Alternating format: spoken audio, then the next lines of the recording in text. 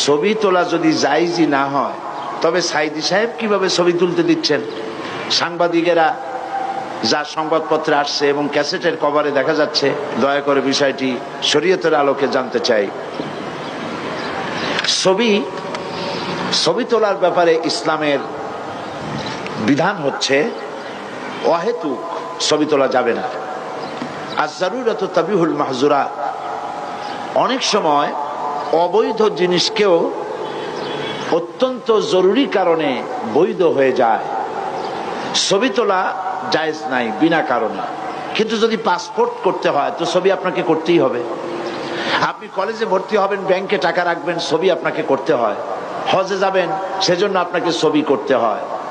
এমনি ভাবে যে সমস্ত জরুরি কাজ আছে, সেসব জরুরি কাজে ছবি তোলা জায়েজ আছে, কিন্তু শৌখিনতার কারণে ছবি বানাইয়া অ্যালবামে বাঁধাই করা অথবা ফ্রেমে আটকিয়ে ঝুলিয়ে রাখা, এভাবে এই কারণে ছবি তোলা জায়েজ নাই।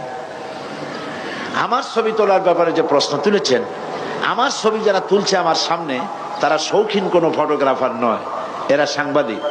আর যেই ছবি তোলার পেছনে কোনো নিউজ ভ্যালু থাকে, সে ধরনের ছবি তুলতে ইসলামের কোনো আপত্তি নাই, সে ধরনের ছবি তোলা যেতে পারে। যারা এই মাহফিলে আসে নাই, বাংলাদেশের বিভিন্ন জায়গায় রয়েছে, তারা পত্রিকার মাধ্যমে তারা জানতে পারে যে এত সন্ত্রাস, এত অসুবিধা, এত জুলম, এত নির্যাতনের পরেও হাজারো লাখ মানুষ পল্টনে একত্রিত হয়েছে কোরআন শোনার জন্য। এটি পত্রিকার মাধ্যমে লোকেরা জানতে পারে। ফলে ছবি, সাংবাদিকেরা যে ছবি নেয়, যে সমস্ত ছবি নিউজ ভ্যালু হয়, এই ধরনের ছবি তোলা নাজায়েজ নয়।